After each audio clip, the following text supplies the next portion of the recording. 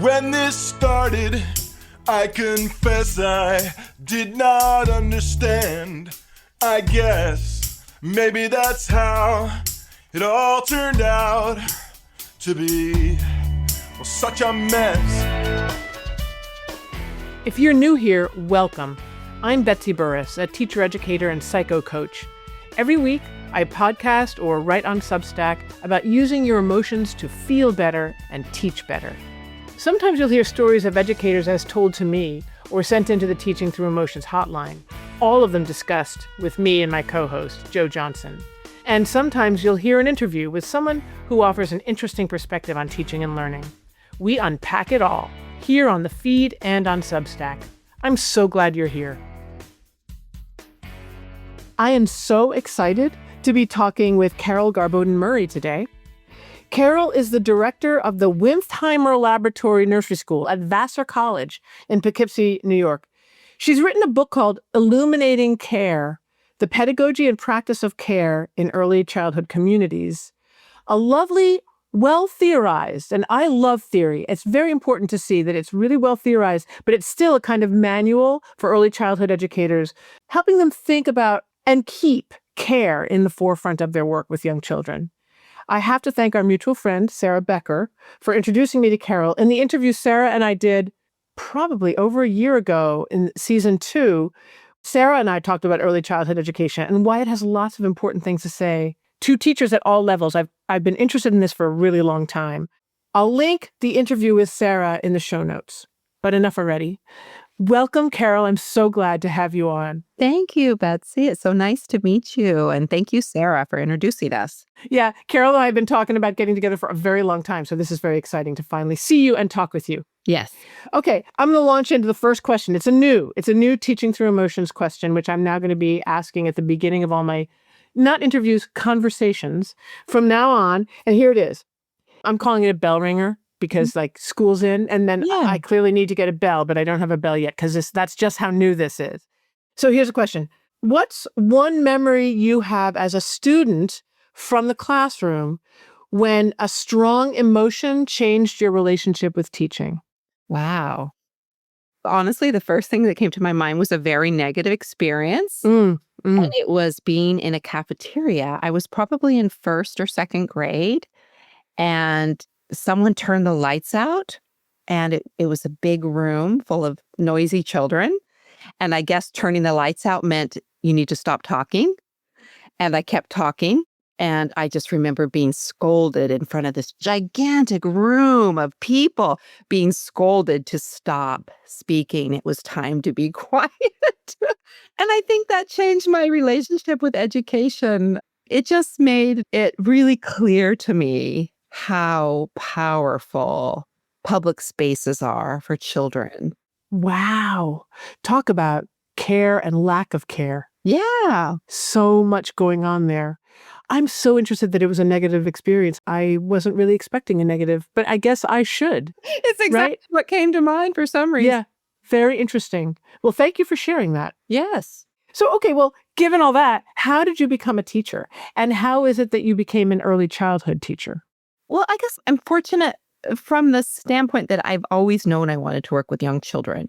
People find their way to education in so many different venues, and I just have been someone who's always been, I want to work with young children. And so my life was filled with babysitting and camp counseling and all those things, cousins and little brothers and sisters.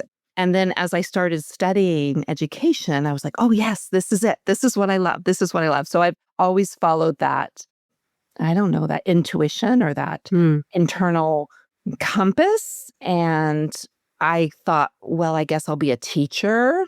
And maybe I imagined myself working with older children. But as I got degrees and certificates and found my way into the professional arena, I kept remembering that I was really fascinated with the beginning of life. And so I would dabble with 3, 4, and 5-year-olds and think, oh, maybe I'll teach kindergarten and first grade. But I was always drawn back to the babies, the toddlers, the 3s, the 4s, the 5s. So most of my career has been 0 to 5. And I've always found a way to stay in that beginning of life. I think more family systems and child development Yes. is what I've discovered about myself. It wasn't so much teaching as it was about families and communities and child development. And I felt more free to study that humanness. When I was in the public school, I felt there was more confinement. There was more curriculum. Yes. So my message about care is education is kind of how important that is at the beginning of life. Yeah, that you're talking about education as, we'll get into this later, but as the most fundamental aspect of human nature, which is social. Like, we have to be in relationship with each other. And I love what you're saying because it makes me think it really is about bodies being in spaces and interacting with each other and supporting each other's development. And that happens through behavior and through experiences. It doesn't happen necessarily through content. I mean, relationship with content can be very, very generative, and it can change people's lives for sure, but that's not necessarily how we teach content. But you're all about the relationship. Yes. I love it. And sometimes we care about content, like you said. I mean, that content can bring us together, right? Interests, common interest. Like our conversation right now. Yes. I think we connected over nail nodding. Ah, ha, ha, ha. And she was someone who was a math expert, right? Yeah. She kind of was grappling with that idea. Does everyone really need to learn math? Does everyone really need to be good at math? This is my avenue for meeting all these humans, all these students. But I think she had that bigger question about what is the purpose of education? And worked on that all of her life. This is actually a question I was going to ask you. In fact, this is the exact next question. I know you've been inspired by Nell, and Nell was my dissertation advisor and my boss, actually, at Stanford University. I was interim director of the Stanford Teacher Education Program when Nell was the dean of the School of Education. She hired me to run that program in a very, really horrible time in the program's life. And then she became my dissertation advisor. I just have to say, one time I was in a meeting with a bunch of faculty talking about the STEP program, the Stanford Teacher Education Program, which was, again, in crisis. And I was wasted. I was so exhausted. And I had a cough. I was sick. And Nell brought me a mug of water, and I almost started crying. Oh. I mean, I might have started crying. That was a very simple act of care, but it was such a significant act for me at that moment when I was feeling like, what the fuck have I gotten myself into here? And all these professors who are kind of out of body talking about the issues and kind of distancing themselves. And Nell comes and notices that I'm not feeling well. So I love her. I love her. She is now the late Nell Noddings. Yes, she is. That's amazing you got to work with her. Yeah, right? Well, you met her. I did. Can you tell that story? So I'm an early childhood teacher. I thought, well, there's this Nail Noddings amazing woman who wrote over 20 books and was this professor at Stanford. And so as I was finishing up the book, I sent her an email.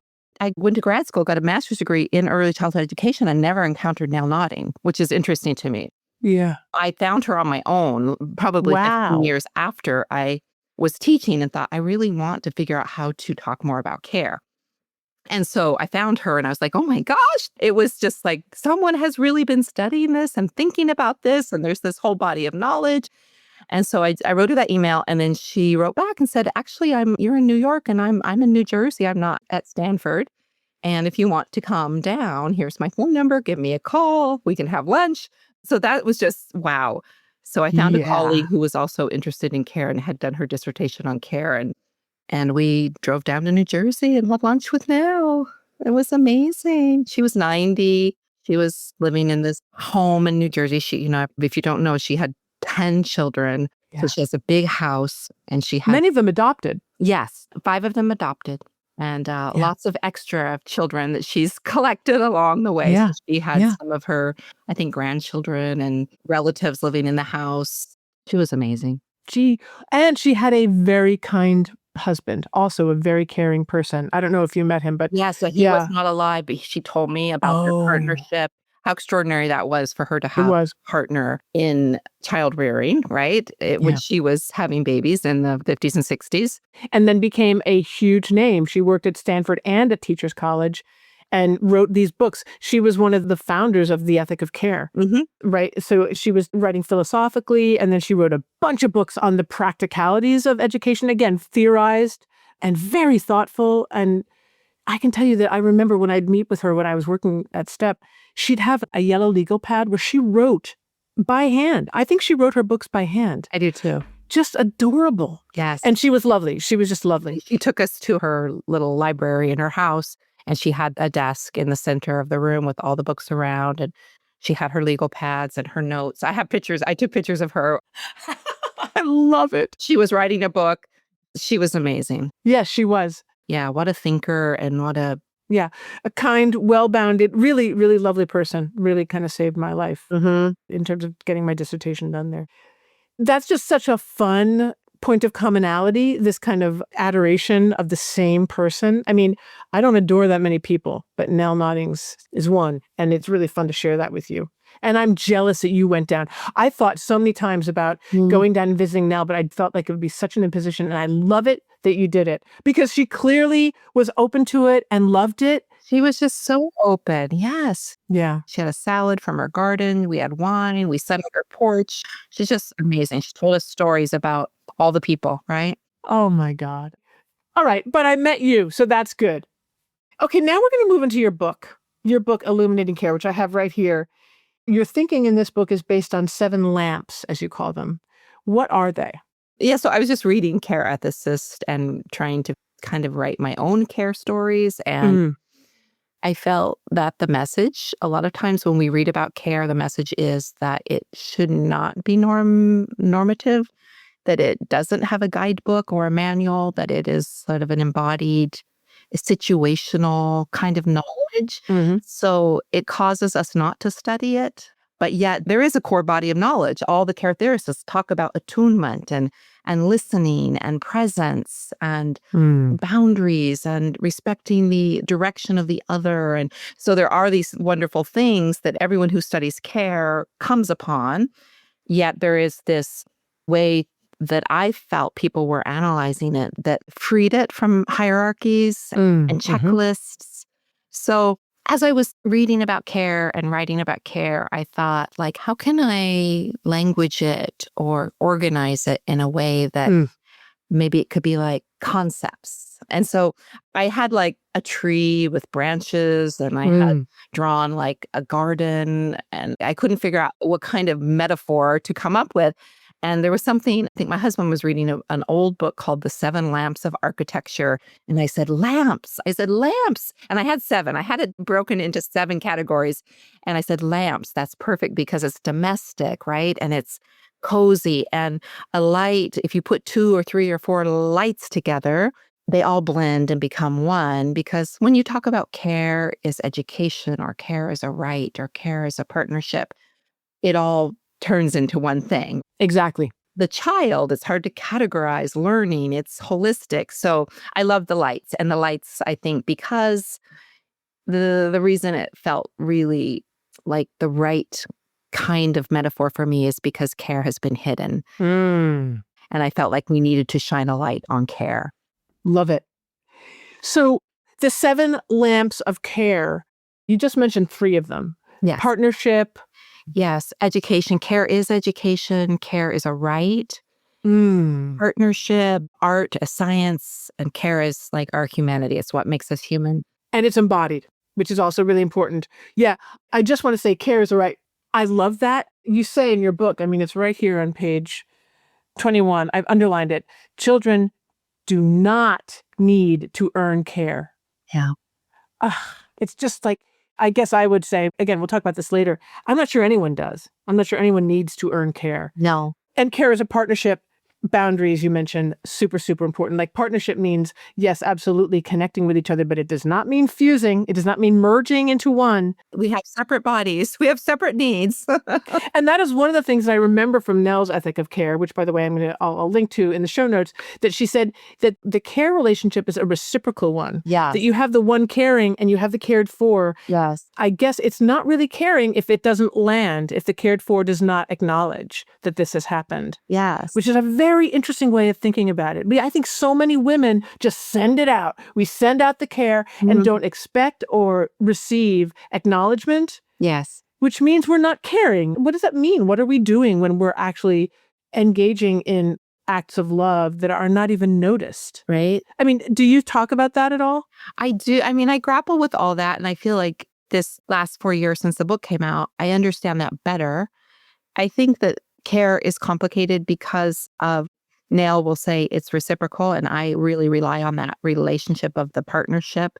Mm-hmm. And more people have talked about, for us with children, caring with children, there's an asymmetrical relationship. Yes. So someone is needy. Now we'll say neediness is not weakness. Neediness is humanness. We are all Yes. needy. We are all dependent.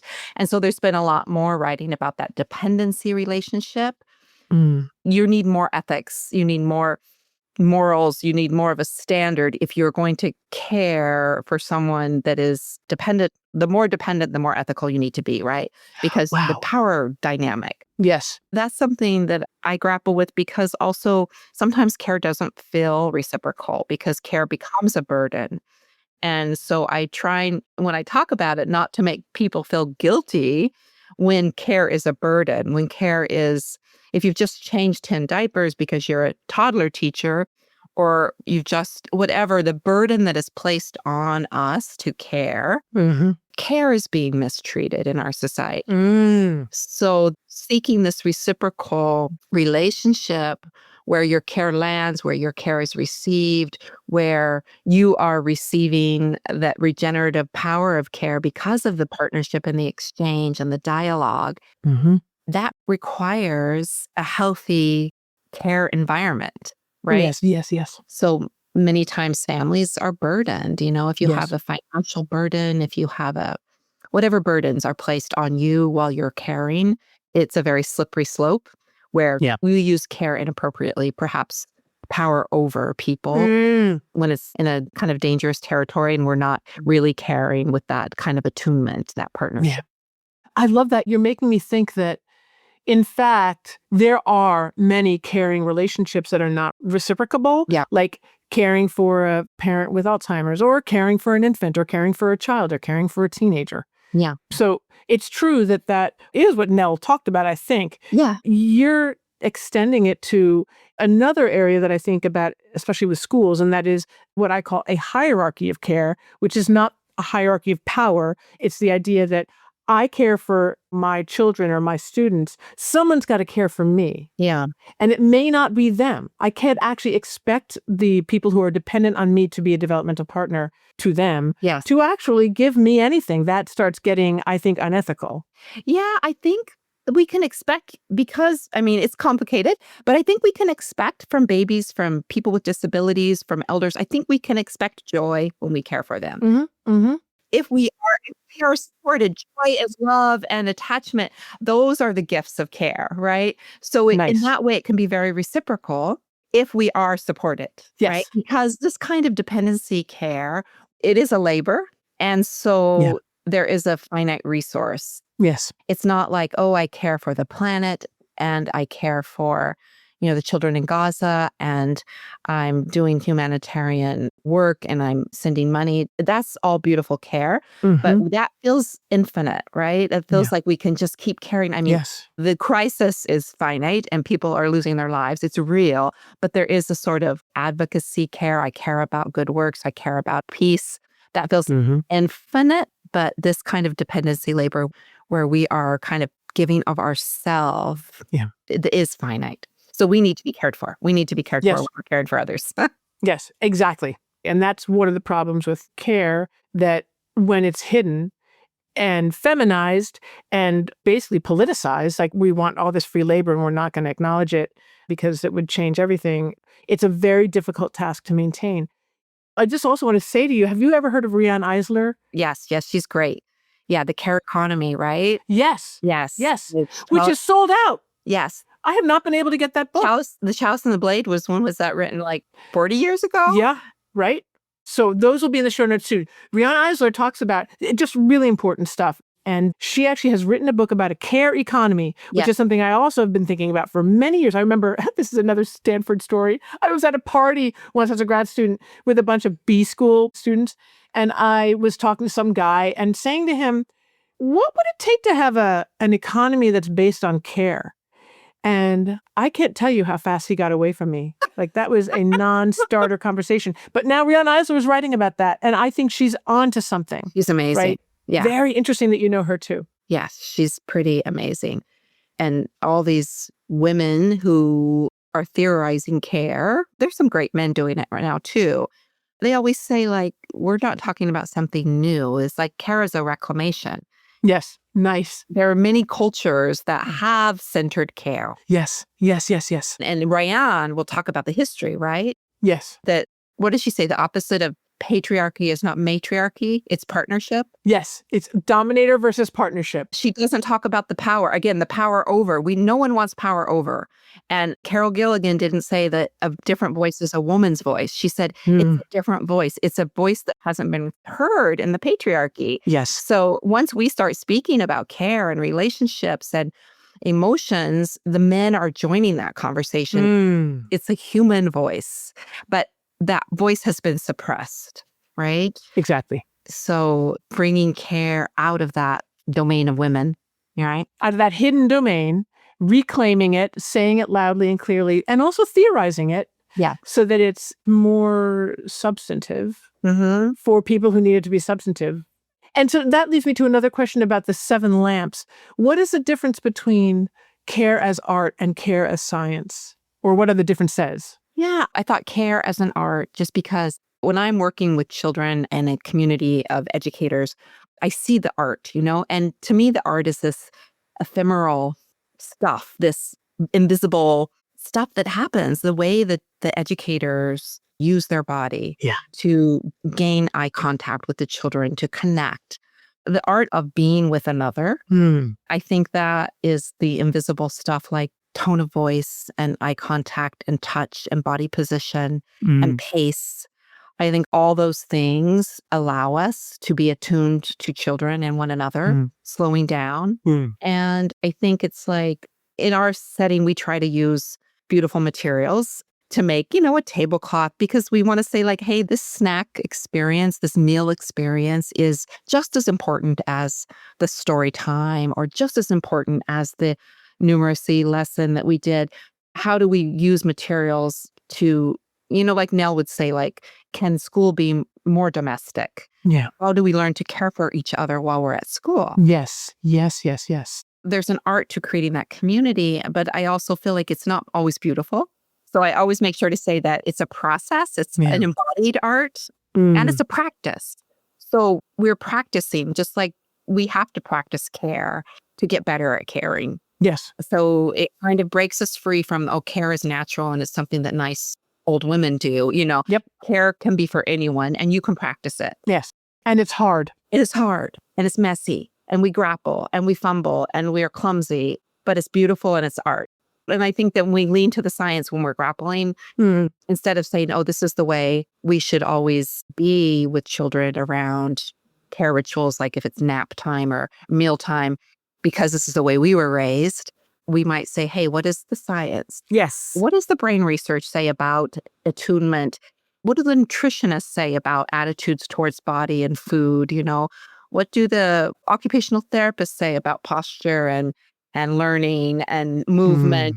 So leaning towards the science. Yeah. And the science is always proving that attunement, eye contact, physical touch is all the stuff that activates the brain, right? Yeah. That's the stuff the kids remember. And that's when they are feeling cared for, is when they're learning the most. Yeah. Yeah. You're making me think of words like aesthetics. Yes. Care as art. It feels like an aesthetic experience. Yes. There's this felt sense that some people like Eugene Gendlin have tried to theorize. And also intuition, which is what Nell also wrote a book about. Yes, that was her first book, right? That was her first book? I think it was her first book. I went back and tried to find it. It was like 81 or something. I think it came out before the first care book. Wow. Yeah. So those words that those of us who kind of are alive, feel, we know what they mean. We know how when we're lucky, I guess, if we can be very present in relationship, then we know what those words mean. And I'm gathering that caring as art encompasses all those. I love how you define caring as science because, yes, there's a lot of science, there's a lot of theory, there's a lot of actual experimentation and knowledge that can justify Mm-hmm. activities or actions and can unjustify others, right? So it's really nice to have theory to fall back on when you're not sure. And I think Rand Eisner, she talks about the pleasure. It's like the serotonin and the pleasure effect. Mm, And it's just like how you remember Nell bringing you that cup of tea, right? It is yeah. a very Yeah. simple, tiny little Yeah. mundane moment in your life, but responding to someone's physical needs and the pleasure. I don't remember how Marianne talks about it, but basically saying that we need to feel comfortable Yeah. and Yeah. we deserve happiness and joy and comfort and connection in our relationships. And oftentimes educational encounters are not that, right? Yeah. Kind of like turn the light off and yell at people for not knowing what it means. I mean, the being cared for in a stressful, dangerous feeling situation, it sticks with one. No. So here's a question that really drives at the heart of a long-standing interest, which I've alluded to, and that is, what do your 7 lamps of care or your thinking about care, how does it all apply to levels beyond early childhood? Yeah. I mean, through grad school. When that happened to me, I was taking a year off from my PhD, right? And that was a significant moment in my life when Nell gave me that glass of water. So are you thinking about other levels? I mean, I do focus on 0 to 5. So I have a chapter on toileting and sleeping and all that stuff. Yeah. Yeah. But I do think about it a lot. I thought about it a lot when my kids were working their way through the school system, right? Mm. In the elementary school, I thought a lot about the bus drivers and the cafeteria workers Yeah. and the split between education and care. And I thought about how sometimes the person who really made the biggest impression in my children's life was that hall monitor or that recess attendant who found Yeah. his hoodie for him or helped him open his locker when he was stressed out. Mm. I wish that in all of our communities could empower everyone to see the whole child. Yeah. And I think that we're always battling this split between the intellect and emotions, right? In higher education, we're always battling this split between logic and intuition. So I think that in those ways, what does your student care about? And how do you show your student that you care about them and you care about what they care about? Mm-hmm. You know, Nell, I mean, she was all about John Dewey and progressivism, right? And Mm-hmm. really asking that question, what is the purpose? What is the purpose of a Yeah. life? Why are we here? Why are we here? And I think all of us who are educators hopefully are asking that question. What is the purpose? Why are we here? Why are we together? And how can we do this better? How can we do this human thing better? Yeah.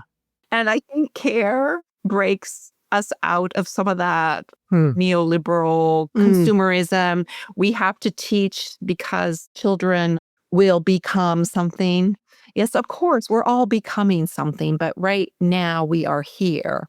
So the kid who's in high school, he's in high school now. He's going through an incredible transformation in his life. He's not in Yeah. college yet, but I think the message is you need to get a job, you need to get good grades, you need to get to college. Like there's this pressure and it comes from this external place where I think humans are naturally driven to learn and connect Yes. and live in a flourishing way. So care is this internal, intrinsic drive. You know, how can the older kids and the college kids and all of us think about the purpose? Why and how? Why and how do we do education better? Listeners, in the last episode of Teaching Through Emotions, Joe and I talked about the ego in teaching. Well, egotism, really, because as Joe and I agreed, egotism is a scourge. But having an ego is not a bad thing. It's actually a good thing, something more people should have more of. Which led one of our listeners, Carrie, to write in, "Wow, thank you for the podcast on ego. I gained so much from it. Thanks for reframing ego as self-regard. Very helpful. I'd be interested in you and Joe talking about the gendered aspects of ego, like how I think females are discouraged to have a positive regard for themselves while men are encouraged to have it." I, Betsy, muse on this question in a public service announcement. PSAs, by the way, are very useful rants that I send to paid subscribers every other week on current topics that get my goat. If you want to hear my psychodynamic takes on current events, become a paid subscriber and the rant will drop right into your inbox, starting next week if you do it now. Before I share a snippet from that rant, here's another PSA. Please do what Carrie did. Leave a request on the TTE hotline at 413-239-4158 or in a comment on my Substack so I or Joe and I can respond to it. We love hearing from you. Okay, here's the snippet. When it comes to men, I worry that men are raised culturally, which is what you're alluding to here. I think we expect men to have positive self-regard. And what I worry about is that men, like women, like all kinds of people, the men who don't have positive self-regard have to perform positive self-regard. And that's when possibly we get the over-aggressive, over-macho, or just macho, overly confident and bullyish men who are giving the culture what the culture expects from them on the basis of very little actual self-regard. So I worry that male ego is often performative. And I wonder if we can't just assume that men who are overly macho might actually be masking or revealing a certain low self-esteem or low self-regard. If you want to hear the whole rant, for the cost of a beer a month, you can become a paid subscriber and receive the rants, special bonus podcast episodes and Substack posts, and access to a couple hundred archived posts that are just waiting to make your life better. You can subscribe at teachingthroughemotions.com. And please keep the comments and questions coming. Use the TTE hotline, 413-239-4158. That's 413-239-4158. Or send me an email at betsy@teachingthroughemotions.com. I'd love to hear what you think about the gendered nature of egos and power. Share your experience and insights. We all will benefit. Thanks so much. 0 to 5 is where you guys get to be bodies with bodies, where you get to think about how the space is organized to encourage and invite bodies to do stuff that comes naturally to them, right? And then you introduce guardrails that students just absorb because they make sense and they're developmentally appropriate. And you're always watching and thinking about what your students are teaching you about themselves and their learning. Okay, so 5 on, we start getting into the pressures of content, whether it's figuring out how to sit quietly at your desk or follow instructions or learn to read. And then you get to college and it's all content. It's only content. And I worry that sometimes the caring relationships there are more like, how do I get my students to love me? Because I've said to many faculty, the academy is a narcissistic structure, and you worked within an academy at higher education. It's kind of unavoidably narcissistic. If you get any graduate degree, you realize you learn that very quickly. You're at the bottom of the ladder and you have to kiss all kinds of ass to get where you want to go, or just kiss a lot of egos. Mm-hmm. I don't know how to characterize it, but there's definitely a move away from simple presence, simple embodiment, where I'm here, I'm real, I'm having feelings and experiences, and you are there, and I'm able to both attend to myself and to you. And in doing that, we're now forging a relationship that's the foundation of all learning. And I can stay here with you. Mm-hmm. Even if you can't, student, even if you can't stay here with me, I can stay here with you and with myself and keep this in mind. That, I feel like, would be a gift that teachers could give their students even through frickin' graduate school. I just don't think it happens. I don't see it happening. Yeah. And I think it's a great loss. And I think the assumption that caring happens for kids who are 0 to 5 and it's done by women who have really great lilting voices. Look at you. How good you actually just pooped in the toilet. I was going to say to you, toileting and eating and sleeping are all good, even for grad students, even for professors at, Harvard. They got a toilet too, babe. Yeah, I think that notion of dialogue, right? I think that's the care. Nice. Right? That's the care. And if more educational encounters can have that dialogue and be less top down. Yes, yes. True dialogue means you don't know what the other person's going to say. So you're going to be surprised. So education is always going to be an adventure, a frontier. Yeah. I don't want to throw content away, but within every content study, people are making their own meaning. Yes. And probably if we allow them to respond from their true thinking instead of from how we expect them to respond, that we're going to learn more as well, right? Teachers will, students will. I mean, you won't be surprised whenever I work with faculty or any teachers, I'm like student-centered. They know stuff. Yeah. They know stuff, even if it's wrong. And to start with what they know is the beginning of forging a relationship with them, you and them, but helping them to forge a relationship with the content. To me, I love content and I would never want it to go away. I guess the way I think about it is, how do you help students develop relationships with content? Yeah. That's what they're going to take away. Yes. It's not the actual date. Yes. It's the feeling about the investigation into blah, blah, blah, blah, blah. Yeah. And it's so much more fun for everybody, I think. But I think, to me, surprisingly surprising to talk to faculty in particular. Those are the ones I've been doing design work with, for that to be a news, for that thought that education is relational.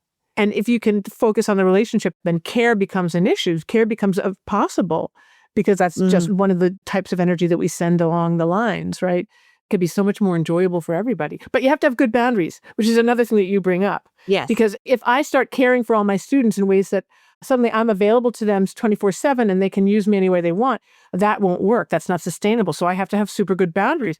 I have to be a really strong adult to be a good teacher, I think. Yes. To care well, you have to be strong, right? I think that other side is that like sacrifice, and then it's martyrdom, and then it's like no one else can do it and I have to do everything. Yeah. And so then you're not empowering the other. So bad.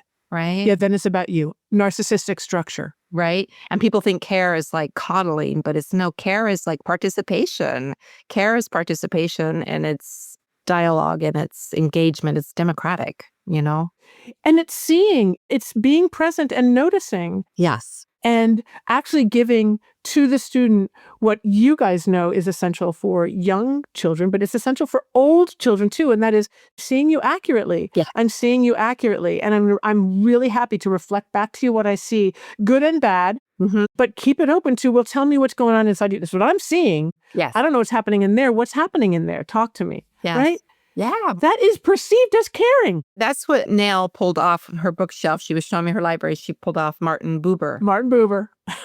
I and thou. The I-thou relationship, right? Yeah. The I-thou. How do we respond to the other and see the other? Yes. And this irony that we're never independent. Like we can individualize and we can grow our autonomy and our original personality, but it all comes from the relationship. It all comes from the gaze of the other, right? Yes. Starting with the mother. Yes. The primary maternal preoccupation. Yes. Yeah. Yes. One of the central practices in your book is self-care, which we hear all the time with teachers. But I have found that teachers are some of the worst self-carers in the world. It's true. I worry that they are like constitutionally bad at caring for themselves. They really believe that they should care for everybody else, but bad at caring for themselves. That's just the sense I have, and it's problematic, I think. How do you promote and support self-care in your school? And how do you maintain your ability to care? Yeah. Yeah. Like we were talking about that earlier, that it can be very depleting. I know. I really do think about it a lot. And I do think that like there is a weird thing when you're a passionate educator, that it is something that does give you a lot of joy. So your work can be your art, right? So I try to be careful about that, because I can use that as an excuse when I'm becoming a workaholic. But I do get a lot of joy from my work. And I hope everyone does. I hope that, the best doctors that I would seek for my care are the ones that love their work. I hope that people find something they love to do. And I know that can put a lot of pressure on people too, because not everyone has that. But so sometimes when I'm working too much, I do think like, I do love this and I am getting a lot back from this.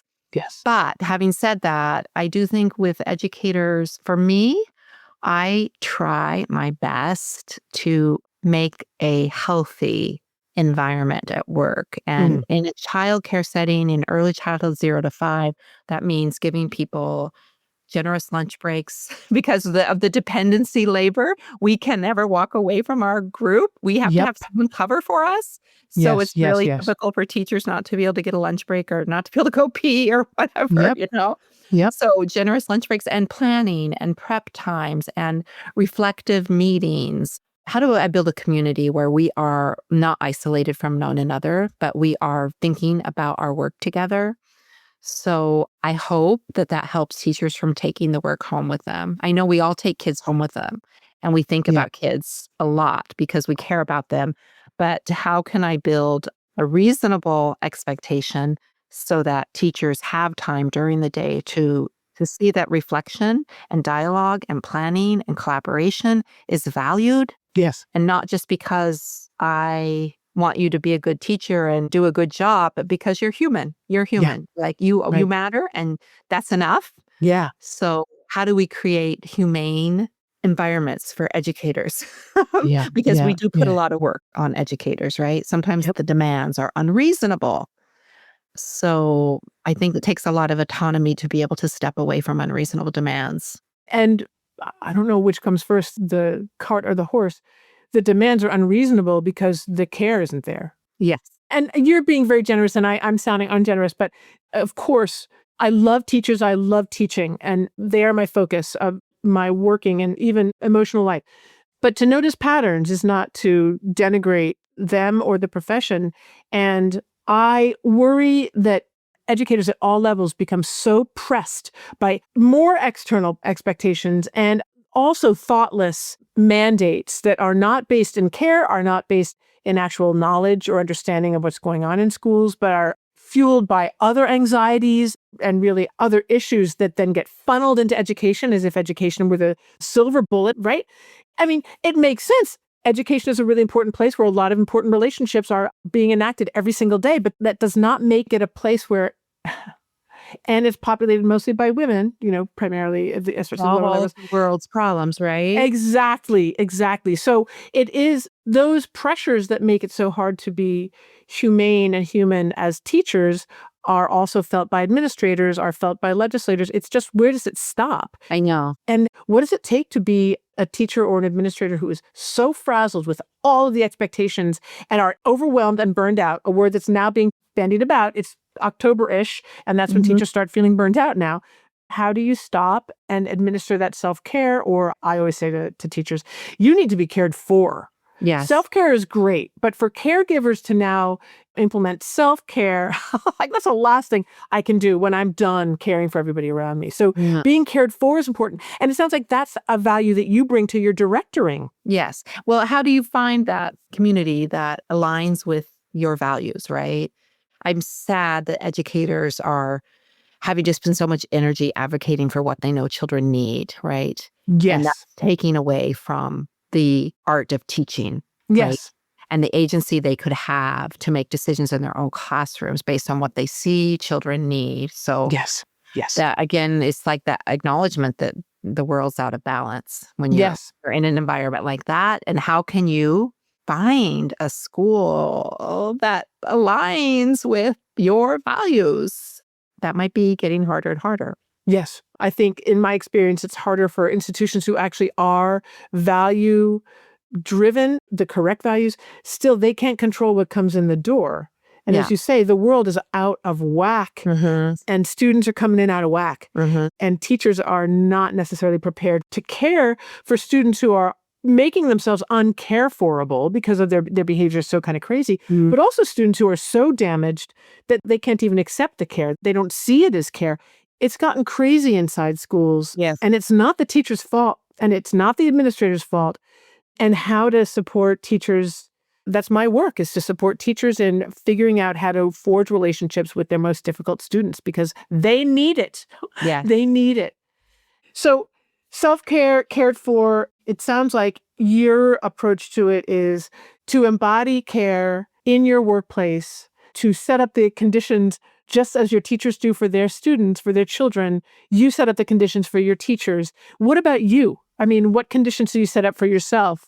I think it's just that self-awareness, like knowing, okay, there's a slippery slope I'm on and I'm feeling burdened. And so I'm out of balance. And what do I need to do right now? right? Great. So if I'm better at not just pushing through it, right? Because I can say like, oh my God, I can probably get 5 more things done today. But if I can just have the partnership with myself, like attune to yourself, Yeah. everything is going to get better if you go out for a walk and look at the sky right now and get a cup of coffee because you're pushing through it, right? You're pushing through it. So how do you stay attuned to yourself, to your body, to your limit? And that's hard if you're in that dependency spot in a classroom that you can't walk out of, right? Yeah. And someone's really pushing your buttons. Yep. I think we need to have that relationship with ourselves and that awareness, like, okay, things are not failing. And just sometimes just to say things feel really hard, things feel really messy. I feel like things are out of balance right now. Sometimes just to say that to yourself and breathe Yes. through it, right? That self-talk. And sometimes I do it when I'm with kids, like if kids are crowded around me and I'm like, okay, kids, I'm feeling a little crowded right now. I'm feeling a little overwhelmed by the noise. Let me hold your hand. Let's walk over here. And when I'm done with this, sometimes I just say it, right? Say it. Yes. Narrate. Yep. And that allows everyone to breathe and feel their humanness together. Yes. Students, everyone can benefit from that kind of narration where this is what's going on for me. And for someone to acknowledge the reality that all those little bodies are picking up on whether they know it or not is helpful. Yeah. And it's modeling language use, using your words. I also just want to say, it's one thing to be able to notice your need. I really do need to stop right now and go for a walk or whatever. But also it's really, really important to forgive. Well, I don't like the word forgiveness really, but to give yourself permission to follow through and to manage your guilt, basically is what I'm trying to get at. Yeah. That I think a lot of caregivers who make this their life work keep going and push through because they're avoiding the guilt that they feel if they don't. Yeah. If they're not constantly throwing themselves on other people's rocks.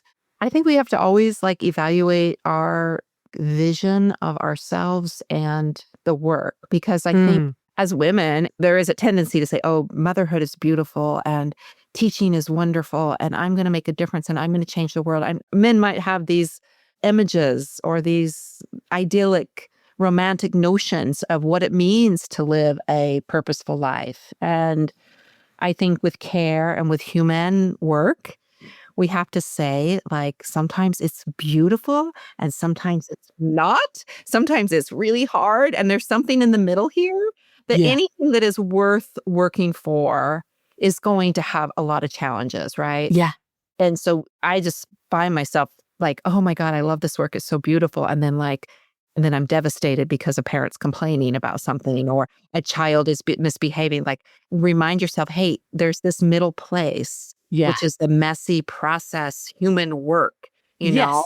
Then that's care too, right? Yeah. I even think when my father was dying, I was writing the book and I had an image that I would be by his side and I would be this angel and he would tell me beautiful stories of his life. And there would be this wonderful death experience. And there wasn't. Yeah. I mean, I was clumsy. He was sick. I didn't know what I was doing. I was by his side. And I had to keep reminding myself, I feel really horrible right now. This isn't beautiful. He's not talking to me.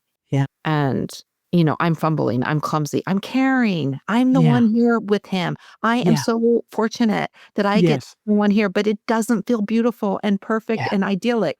It's hard. It's beautiful. So that middle messy place that we exist in when we're in a human dynamic. Yeah. I call it reality.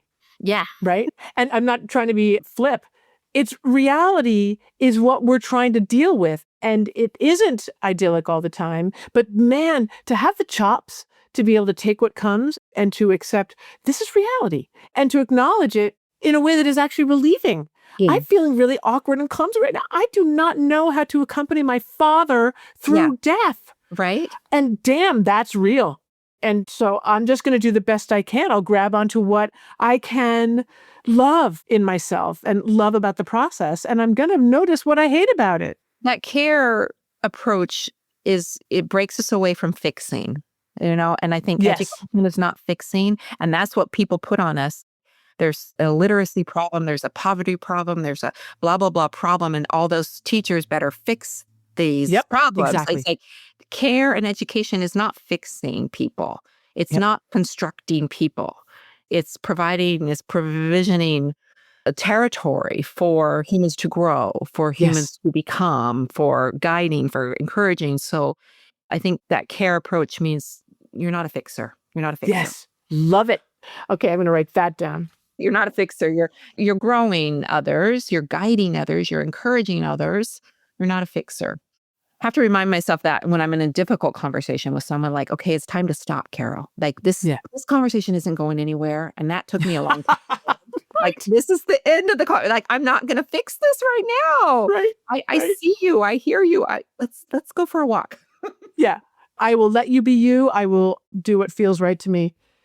So you are currently working on another, I think, book, crucial concept in education that you call professional love. Yeah. The term professional love comes from Jewel Page, who's a researcher in the UK. But I am writing about love now. Yes. So I'm going to tell you a quick story that back in the day when I was a grad student, I was very interested in, I did my dissertation on how teachers know spontaneously. And I was sure that it had to do with emotions and, maternal thinking and all kinds of stuff.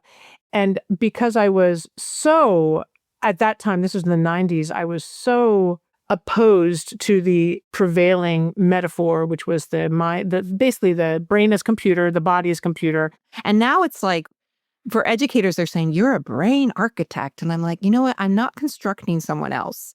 I am not constructing and designing humans. To be perfectly honest, I probably shouldn't admit this, but I have a problem with the brain to begin, all the way around. I'm crazy when I say that. I was just hired to do this conference, and the image they put on the flyer was illuminated brain floating on the front page. I'm like, a brain is a part of the body. The child's learning through their eyes, through their skin, through their heart, through their soul. Why is the brain on the pinnacle?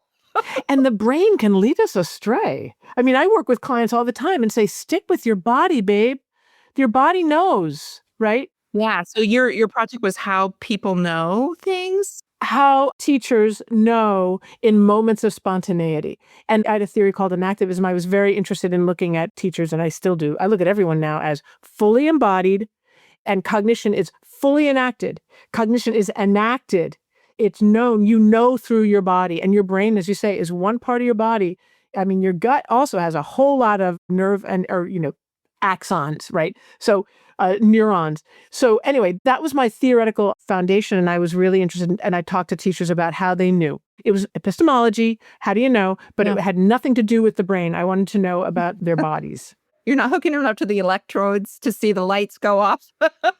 And it was, of course, people hooking babies up to electrodes. Yeah, it's just, it's not quantitative. And then they tell us like, oh, babies love eye contact. Babies love voice. They love their mother's voice. I'm like, I'm glad you just spent $1 million on that research. Thank you. Right? Yeah. Psychology going about proving to us what we already know. Yeah. And spending a lot of money on it. So that's what I was looking at that. And I felt so alone. I felt actually dissed by many of my professors. I joined an organization that was associated with the NCTE, National Council of Teachers of English. And the group was called the Assembly for Expanded Perspectives on Learning, AEPL. I got very involved in that group because they were willing to embrace things like meditating, things like embodied cognition. Peter Elbow was a big guy, this massive writing guy who talked about writing without teachers and radical. I was a chair of that organization. I organized conferences for that organization. And there was a time when I was working with somebody to create a conference on love in education. Mm-hmm. And the chair at the time objected strenuously to the word love. She said, do not use the word love. You may not use the word love. You're going to basically screw us completely. We're going to be associated with that. And I was at that time, my partner and I were like, the guy who was working with me, were like, we know that love is a thing, but we're obviously. So love is very important to me. In a professional love is very important to me. I do it in my own work. I'm a psychotherapist, psychocoach, and I work with teachers. And I'm so pleased that you're continuing the work of Jewel. I don't remember the last name. Yes. Jewel Page, to actually bring it to our yes, this is what it is. This is what it's true everywhere. It should be true everywhere. We should be loving. Yes. So tell us more about what you're thinking. I had several essays on love in my book, and I took them out because I was trying to really focus on care. And I did feel like that people will lump it together and they go to this sentimental piece. And we as early childhood educators have had to really try to use this scientific Even with like a word like play, that I've gone through all these years where people said, don't say play, say developmentally appropriate practice, say Yeah. curriculum Yeah. block, say experiential learning, anything but play. And Time on task. Right. I know, children, this is childhood, and we're going to call it play, right? And the same thing with Yes. care. Don't say care. You're more than care. Say social emotional learning. Say, all these other things, responsive, blah, blah, blah. But I said, okay, we can call it all that stuff, but I do think we need to say care, and I do think we need to say play, because I think it's about childism. I think it's about our attitudes towards children that doesn't allow us to build our own concept that Yes. it's a beautiful thing to be a human, to be a child human, Yeah. and play and care are central. Yeah. And love is that other element, right? Mm-hmm. Mm-hmm. And so I wanted to talk about it more. Then I found Jewel Page, and she was doing this really great research. And she started looking at like, are mothers jealous when caregivers love their children? Is there a weird relationship? Yeah. There's another guy, Peter Moss in the UK, who was saying, no, professional love is not replacing, it's not surrogacy, it's this complementary love. And mothers are not jealous. Fathers are not jealous. We want more people to love our children. And Yeah. so just going back to Rand Eisner, who looks at alloparenting, right? What is her name? Sarah Hrdy. Like, we humans were meant to be in community, and they can attach to many other uncles and aunts and cousins and neighbors. And so we live, this whole attachment parenting is a beautiful thing, but it has gone a little astray and left the mom or the dad alone without a community. So Nice. teachers can be a part of that community. We can be a complementary love. And Absolutely. sometimes if a child doesn't have love, if they haven't learned that they're lovable in their family, we are even more than a complementary love, right? We are an essential other that sees the child. So the child's right to always see themselves as lovable and to learn to love. So that was interesting to me, how that they're conceptualizing love in early childhood and legitimizing it as a unique part of early childhood. But Yes. how do we talk about it in education in general? And then I was reading Bell Hooks. I didn't really read a lot of Bell Hooks until she died. And then she talks about love as like a choice. And love is knowledge. Love is care. Love is respect. So she breaks it down. Yeah. Wow. She analyzes love. And I thought, wow, if I'm looking at knowing and caring and respecting and trusting another person, then and being committed and responsible, I'm like, wow, we can really talk about this in our professional life if we look at it that way. And the commitment to education, the commitment to children requires us to love children, and it's not about just kids are cute and we want to eat them up. It's just a deeper commitment and a deeper choice. So that's what I'm thinking about in terms of love. It's exciting. It is exciting. And you're getting at like the deepest aspects of being human. Right?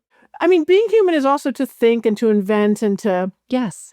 try to fix the mistakes that we've made, the ways that we're destroying the planet. That's amazing.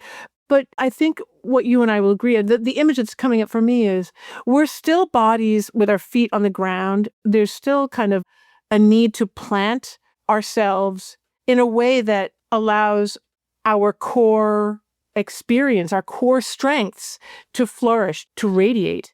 And I would say our core strengths have to do with care and love and connection. Yes. And an ability to communicate across the divide. Yes. Because there is a divide between bodies, although we can fill the divide often with intuition. Like there's so many ways we communicate to each other without words. Yes. That you guys, early childhood educators, are attuned to. That it's called attunement. Yes. And yet I think as we get older, we break that tuning, and that attunement is what makes us most human. And our brains are fantastic. And they make us human as opposed to, crocodiles. Like we're able to think amazingly. We're conscious. That's all. But there are lots of living things that are conscious, apparently. But boy, the ability to care and love and connect feels like that's what matters most, should matter most to us human beings if we want to stay alive. The other narrative that I'm reading about is Sarah Hrdy, and Rand Eisner also is talking about the Darwin's Diaries. and how he really did study cooperation and care. Wow. Yeah, so the narrative, the competition, and survival of the fittest is just one story, and there's a whole nother story that wasn't told. Yes, Yes. humans do compete, and humans are killing each other. There's a lot of that in our human story, but there's also this thing called care and cooperation and connection that without that, we would not be here. And so that's much stronger, actually. It is what Yes. allowed us to survive. Yes. That there would not be a human species if there wasn't alloparenting, if there wasn't cooperative ways of supporting each other, because we are so dependent upon one another to make it to adulthood and beyond, So that whole story about cooperation is a story that hasn't been told. Yeah. And It's a perfect. we're in that split of like mind and body, Yeah. logic and reason. Like we don't want to Yeah. swing to one side or the other, but we want to say, hey, this empathy, care, cooperation, love is a huge part of the story that we need to tell. And it is actually an example, an illustration of Rian's theory in Chalice and a Blade, which is there's the dominator paradigm and there's the partnership paradigm. I mean, they're actually two extremes themselves. The dominator paradigm being survival of the fittest. That's the one that actually got all of the press. But Yes. care and cooperation is the partnership paradigm. And that's the one that didn't get the press. That's the hidden, as you say, the hidden story. Yes. And what you're helping to bring to the fore for all of us, for all educators and caregivers is, could we please reclaim care? Could we please reclaim love and recognize that it shoots through everything that we do. It infuses everything we do. It's not feminine. It's not just partnership. It's part of the entire picture. The whole big ball that each of us is in our human living. I'm so grateful to you for doing it. Oh, it's so great to talk to someone who loves the work like this. I do love it. Okay, I'm now going to end with another kind of a bookend question, a TTE question, teaching for emotions question. If you could give our listeners, whether they're teachers, students, or parents, or anybody, one single piece of homework for this week to help them better teach or live through emotions, what would it be? I would say it's listen and look for that little flame within you that you are suppressing. And that's what I feel when people say, thank you for writing this book because it's liberated something I always felt. Wow. Right? So we suppress this desire to say, oh my gosh, thank you. And can I help you with that? And I just love the way you talk. Or I just, we suppress a lot of love and care and connection. And I say, just lean into that part of who you are. I drive home at the end of the day saying, there's 100 things I thought that I wish I would have said to someone. And I'm trying to get better about just saying it. Like, I'm so glad you're here today. And, it makes a difference to me when you walk through that door. And so do the children experience how delightful they are? Yeah. Do they experience that? Because we feel it. Yes. And we're in this field because we feel their delight, but do we really express it to them? Yeah. I'm trying to lean into that and say, stop suppressing it, stop suppressing that urge to connect. It makes you feel better too, Mm-hmm. right? I find that myself when I'm honest with someone. I might throw them off if I say, I'm so happy to see you, and it throws them off. But it's true. It's like, oh, I get to actually express what's inside me. That makes me feel balanced. Yeah. I love it. Thank you. Thank you for that. Yes. So how can our listeners find you? I mean, I am going to put in the show notes, Illuminating Care.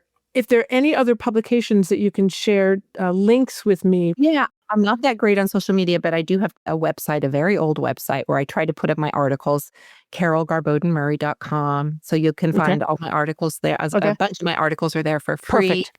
And you can Google me. I've been on a lot of podcasts talking about the book. I'm really, really, really fortunate that people are reading the book and want to talk about it. That is really great. I wrote the book for myself, and it's a dream come true that people are reading it. It's like opening up my diary and like, oh my gosh, people are reading this book.